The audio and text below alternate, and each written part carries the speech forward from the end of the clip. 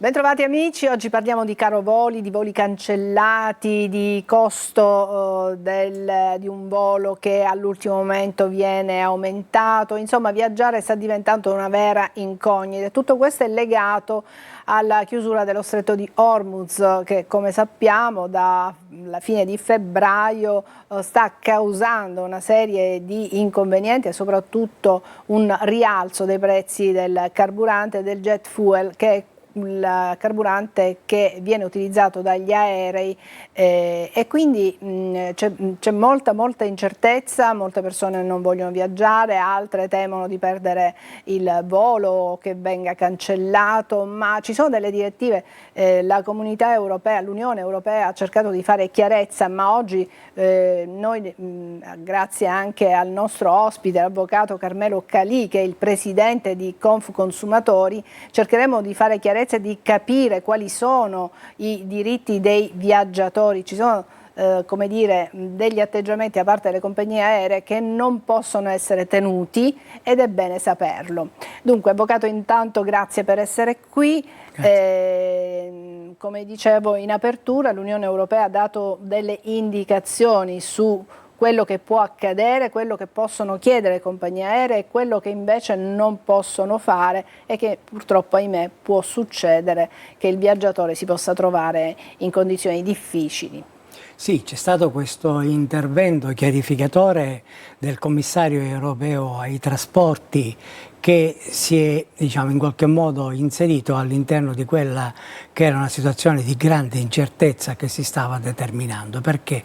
Perché le compagnie, di fronte a questa crisi e quindi all'aumento del costo del carburante, alla possibilità di diminuzione di scorte del carburante, hanno cominciato a sostenere che ci trovavamo di fronte a una circostanza eccezionale e ricordiamo, la circostanza eccezionale è quella che, diciamo, esclude la responsabilità della compagnia e quindi esclude la possibilità che questa possa essere chiamata a corrispondere quella che viene chiamata dal regolamento comunitario la compensazione pecuniaria, che varia da 250 a 400 a 600 euro in base alla tratta, e quindi dicevano le compagnie, sostanzialmente è una circostanza eccezionale, non sono dovuta a pagare. Certamente un diritto è sempre quello della riprotezione, cioè la compagnia anche di fronte a una cancellazione del volo deve riproteggere il passeggero, poi sarà il passeggero a scegliere se chiedere rimborso oppure essere riprotetto con un altro volo, e anche la stessa assistenza è dovuta. Però sulla questione della compensazione le compagnie, quindi c'era questa situazione di incertezza. Il commissario europeo è intervenuto e ha detto: attenzione, le cancellazioni dei voli dovute alla questione di carburante non sono circostanza eccezionale, o comunque non sono automaticamente circostanza eccezionale quando si realizzano. Quindi la cancellazione non è come una circostanza che esclude automaticamente il diritto del passeggero alla compensazione.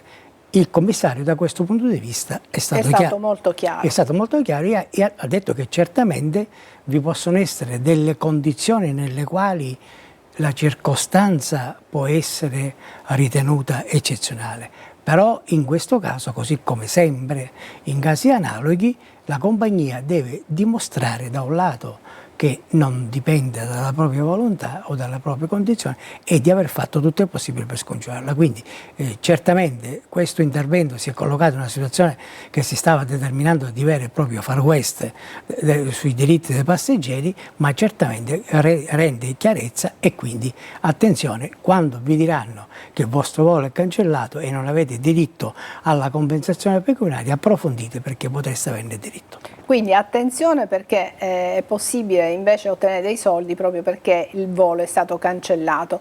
Io vorrei ricordarvi il nostro numero di telefono, che è il 342 7455 005. Con un messaggio potete rivolgere delle domande all'avvocato Calì. Scriveteci cosa vi sta accadendo, se vi è successo di un volo che è stato cancellato, se vi hanno chiesto all'ultimo momento un costo maggiore al momento della prenotazione, avevate visto un prezzo e poi non si sa bene quali cause, o meglio, le compagnie aeree si stanno lamentando del costo eccessivo del carburante, ma ricordiamoci che loro hanno delle scorte, anzi è stato proprio detto chiaramente che sino a maggio, fine maggio, le scorte ci sono, quindi non è necessario, non possono cancellare, non dovrebbero poter cancellare dei voli, non possono chiedere l'aumento del biglietto, ma invece so che sta accadendo, che al momento della prenotazione invece viene aggiunto, una persona ci scriveva, mi hanno chiesto 14 euro in più per il carburante. Ma è possibile questo? È possibile, sta accadendo, ci sono delle compagnie che stanno chiedendo il supplemento di carburante. Ma lo possono fare? Allora, questo è il problema. Loro invocano un'eventuale clausola contrattuale, quindi bisognerebbe controllare se vi è una clausola contrattuale che di fronte ad un aumento del costo del carburante può giustificare questo supplemento di costo. Attenzione, questo sui biglietti già fatti. È chiaro che anche la presenza di una clausola che prevede questa possibilità, a mio avviso si potrebbe superare, eccependo la nullità di questa clausola, in base al codice del consumo, perché quando vi sono delle clausole di questo tipo che determinano situazioni di svantaggio per il consumatore, sono valide se dall'altro lato vi è una clausola a favore del consumatore che controbilancia. Quindi se il contratto prevede che in caso di diminuzione del prezzo del carburante il passeggero ha diritto alla diminuzione, allora è chiaro che questa clausola può ritenersi valida, ma se non c'è questo bilanciamento è chiaro che c'è uno squilibrio, come appunto viene qualificato dal codice del consumo, e quindi la causa sarebbe nulla e quindi la richiesta sarebbe illegittima. Poi vi sono anche delle considerazioni da fare, perché è strano quello che le compagnie stanno sostenendo in questi giorni, che aumentano i prezzi dei biglietti in presenza di un aumento del costo del carburante, quando in passato avevano sostenuto l'esatto contrario. Hanno scarsa memoria, perché quando nel 2023 vi è stata una diminuzione forte del prezzo del carburante, le compagnie dicevano no, noi non possiamo diminuire il prezzo del biglietto perché le scorte che abbiamo sono quelle di un anno fa, che abbiamo pagato ai prezzi di un anno fa, non a quelli di ora. E allora, infatti, veniamo al discorso. Questo ragionamento ribaltato dovrebbe valere esatto, adesso, ma quello che dicevo evidentemente ci sono. Dico, ma se loro hanno le scorte del carburante le hanno comprate non ai prezzi esorbitanti di adesso, ma al prezzo precedente, quindi perché devono chiedere un supplemento di prezzo? Ma diteci la vostra, raccontateci la vostra esperienza di questi ultimi periodi al 342 74 55 005. E a proposito di questa clausola di bilanciamento, non mi è mai capitato e non ho mai sentito dire che una compagnia aerea hai prenotato un volo con un prezzo, lo hai acquistato e poi ti dice sai, siccome il prezzo del carburante è diminuito ti faccio lo sconto ulteriore sul biglietto. No, quello è quello di solito rimane, quindi è difficile che ci sia questa clausola che se dovesse diminuire il costo del carburante il biglietto insomma costerà di meno. Ma sì, perché per le compagnie aeree i passeggeri sono solo polli da spennare, approfittando di tutte le situazioni. Ad esempio, anche in queste ore stiamo assistendo a un altro fenomeno in qualche modo collegato. Non si aumenta formalmente il prezzo del biglietto, ma si aumenta il prezzo di alcuni servizi. Ad esempio, in queste ore una compagnia sta aumentando il costo del prezzo del bagaglio a mano, che fino ad ora non aveva fatto pagare. È vero che ci può essere altre compagnie che le fanno pagare, però è chiaro che le compagnie stanno cercando in qualche modo di trovare altre scappatoie per un aumento di fatto del costo del biglietto, magari senza aumentare quello che riguarda il diritto di volo. Ora, senza specificare, diciamo, certo, però. Ora deve essere chiaro, cioè, se il passeggero acquista la priority, è chiaro che sta chiedendo un servizio in più, lo sta scegliendo e quindi lo paga giustamente.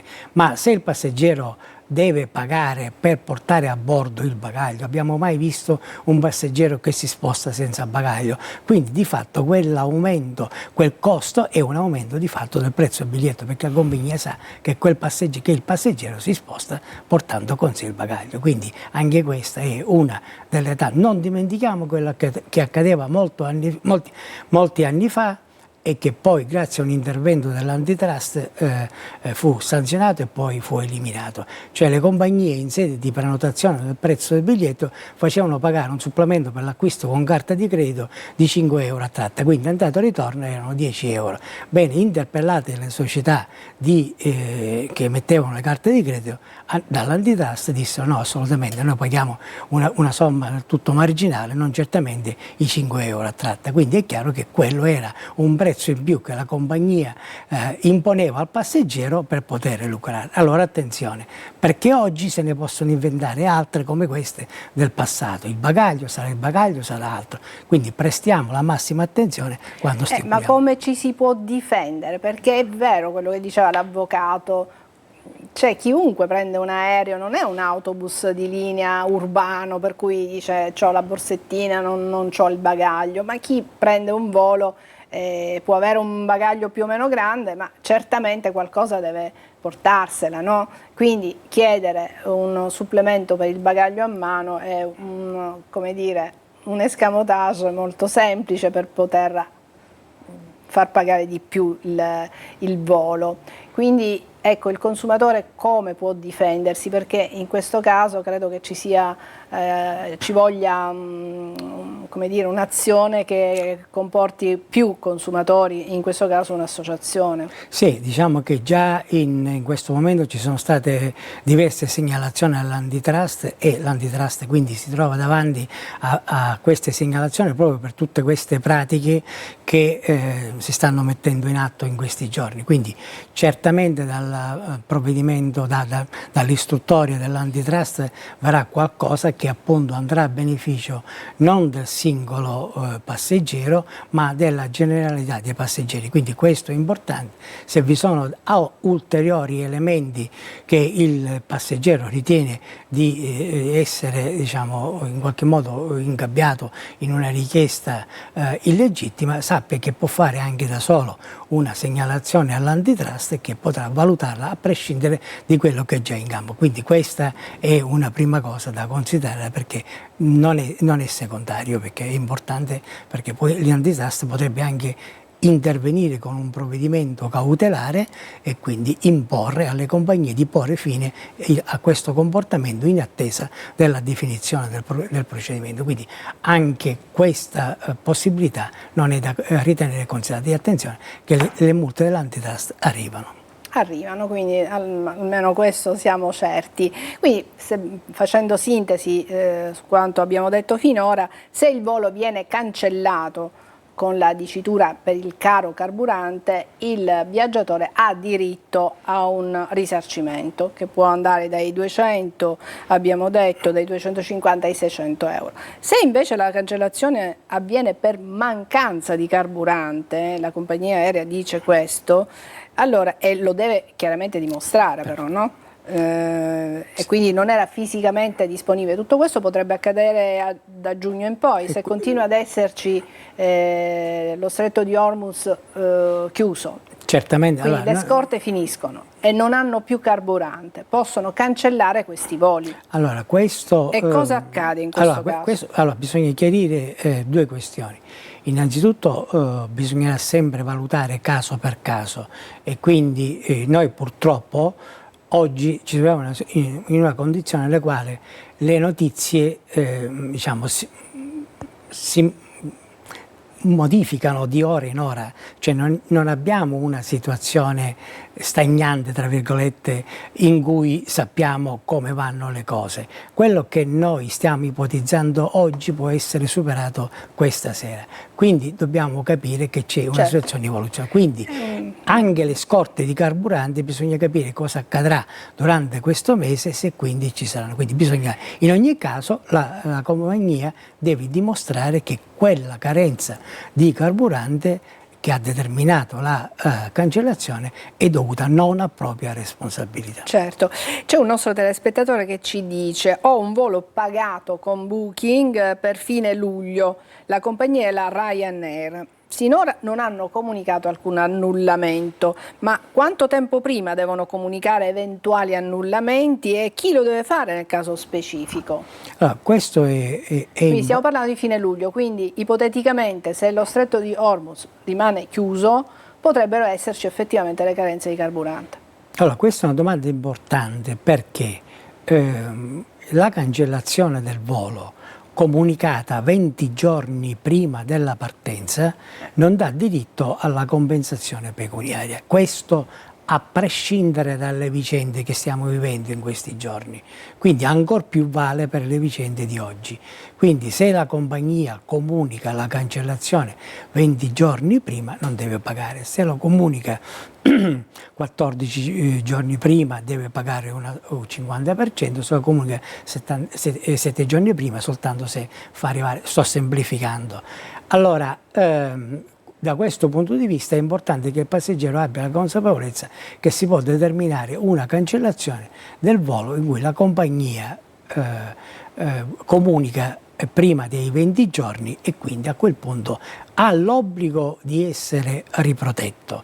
Quindi la compagnia gli deve offrire la soluzione alternativa oppure il rimborso del prezzo. Su questo facciamo chiarezza perché molte volte i passeggeri sono vessati. La compagnia ha l'obbligo di offrire la riprotezione, cioè un volo alternativo. A scegliere se ottenere la riprotezione o il rimborso è il passeggero, quindi la compagnia non può imporre nessuna delle due soluzioni e ha solo l'obbligo di, e se non offre la riprotezione sta violando il regolamento. Ma la riprotezione è lo stesso giorno o anche nei giorni seguenti? Questa è un'altra questione di riprotezione perché l'esperienza quotidiana in condizioni di normalità ci ha consegnato un altro dato, le cosiddette riprotezioni impossibili, perché le compagnie offrono una riprotezione a 4 giorni, a 5 giorni, quando le persone e quindi non sono quelle. Allora quella di fatto non è una riprotezione perché di fatto e allora in questo caso però il passeggero, il viaggiatore può chiedere il rimborso del biglietto. Il rimborso, però la compagnia ha l'obbligo di può invitarla a dire tu devi firmare dimmi la riprotezione. Altra questione che pone l'ascoltatore, altrettanto importante, è di chi me la deve comunicare, perché lui dice ho acquistato tramite Booking. Allora è chiaro che Booking è un intermediario attraverso il quale acquista, è un'agenzia come se fosse l'agenzia sotto casa e il contratto si conclude con la compagnia, quindi la comunicazione dovrebbe pervenire da parte della compagnia.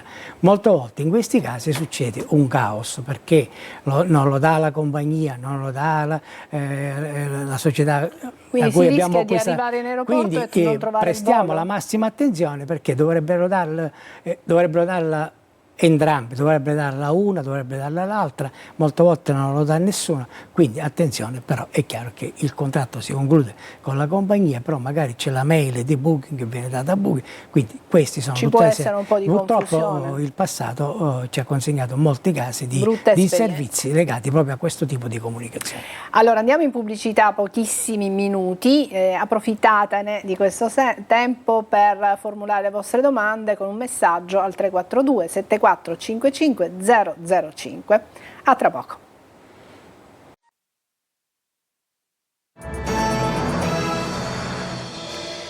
Eccoci, stiamo cercando di fare chiarezza assieme all'avvocato Carmelo Calì, che è il presidente della Confconsumatori, su questa incertezza voli legata al caro carburante e legata a sua volta alla chiusura dello stretto di Hormuz. Abbiamo già specificato cosa può accadere in un caso o nell'altro, la cancellazione del volo per mancanza di carburante o per il caro carburante eccetera, ma possono verificarsi anche altre situazioni in questo periodo di grande incertezza, e cioè l'aumento dei costi dei pacchetti vacanze. Ecco, in questi casi cosa può accadere, cosa ci dobbiamo aspettare e come possiamo difenderci? Allora, sui cosiddetti pacchetti turistici la normativa è diversa ed è quella del codice del turismo. Allora, innanzitutto l'aumento del costo del pacchetto turistico può essere effettuato solo se è stato previsto nel contratto. Quindi se nel contratto di acquisto del pacchetto turistico, che è obbligatorio, non risulta questa possibilità, nessun aumento può essere fatto.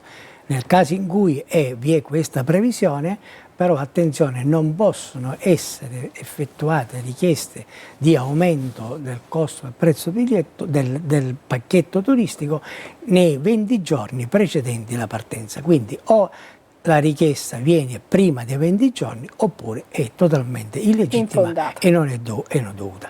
Non è automatico, perché il costo del prezzo del biglietto o del pacchetto turistico è consentito solo in determinati casi previsti dal codice del turismo. Tra questi determinati casi vi è purtroppo per il consumatore anche quello dell'aumento del costo del carburante. Quindi può accadere che prima dei 20 giorni il tour operator o comunque l'organizzatore del viaggio chieda questo aumento. Però attenzione, non è che può invocarlo genericamente, deve motivarlo, deve spiegarne le ragioni, deve farlo per iscritto, quindi verbalmente non esiste, e deve appunto motivare diciamo, i costi e la determinazione, i criteri di determinazione di quell'aumento.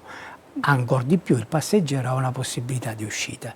Qualora, no, perché siccome sono arrivate delle domande volevo anche... Chiudo su questa cosa che è importante. Qualora l'aumento del pacchetto sia superiore all'8%, il consumatore ha diritto di recedere dal contratto senza pagare nessuna penalità. Quindi ecco, questo è molto importante. Ci chiedono, se viene annullato un volo che poi fa perdere una coincidenza con un altro volo, cosa accade? Allora, qui le questioni sono due. Bisogna capire se il passeggero ha acquistato i due voli dalla stessa compagnia, quindi se è la compagnia che mi porta, che ne so, da Catania a Roma e da Roma a Berlino. Allora, in questo caso io ho acquistato non due voli, ma ho acquistato dalla stessa compagnia un unico volo. La compagnia si è obbligata a portarmi da Catania a Berlino con scalo a Roma. Quindi il volo è unico, quindi se c'è la perdita della coincidenza è chiaro che vi è una responsabilità, quindi io devo essere garantito, posso ottenere la compensazione pecuniaria, eccetera. L'altra ipotesi è che il passeggero invece acquista i singoli voli da due compagnie differenti. In questo caso la seconda compagnia potrebbe dire: ma io che ne potevo sapere che tu avevi comprato quel volo che è arrivato in ritardo, quindi io non c'entro nulla.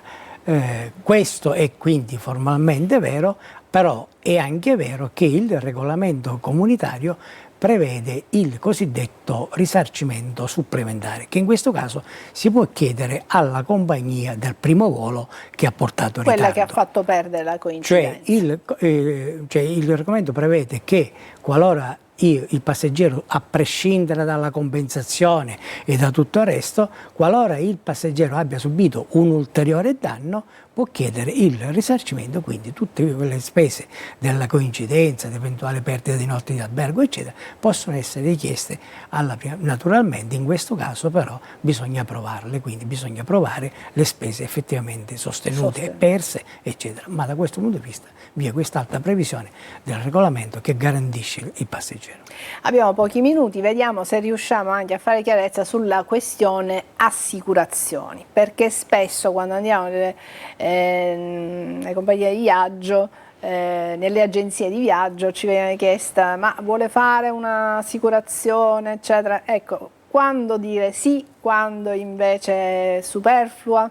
Allora, nessuna preclusione nei confronti delle polizze assicurative collegate ai viaggi, che in molti casi hanno consentito ai turisti di avere giusti risarcimenti e tutele, però dobbiamo essere chiari.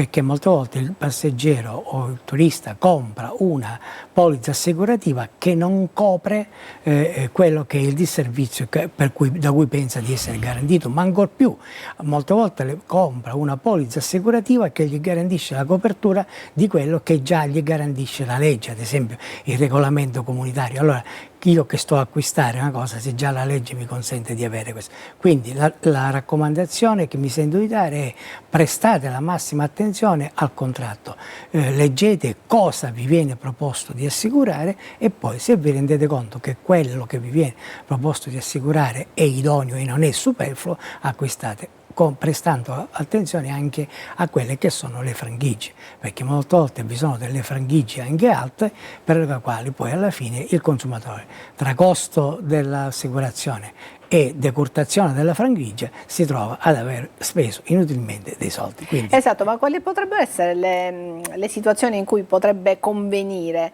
fare una polizza extra, assicurarsi? Cosa potrebbe non essere incluso nelle assicurazioni considerate poi quelle... diciamo, una di quelle ipotesi che potrebbe essere utile è quelle, per esempio, per motivi di salute che possono incorrere. Se io non posso prendere quel volo perché mi è successo qualcosa di grave, un ricovero... No, quello è diverso, perché quello in qualche modo diciamo, il consumatore ha diritto di recedere sia dal contratto anche se si dovesse ammalare un parente stretto? Se è un parente stretto, sì, purché ci sia una certificazione idonea e sia comunicata prima della partenza. Quindi diciamo, l'importante è che ci sia un ricovero ospedaliero, cioè ci sia qualcosa che sia documentalmente dimostrabile e comunicato prima della partenza.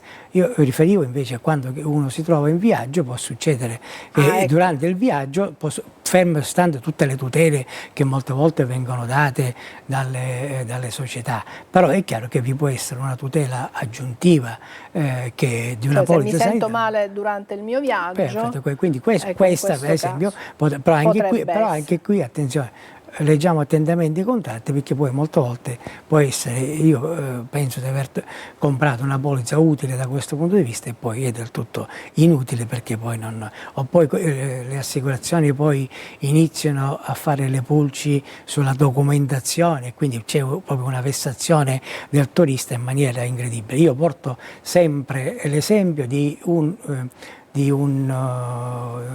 un turista che aveva affittato una macchina, ha acquistato l'assicurazione per la copertura, era in Perù, la macchina si è rotta, l'assicurazione gli ha risposto arrangiati, il tour operator gli ha risposto arrangiati.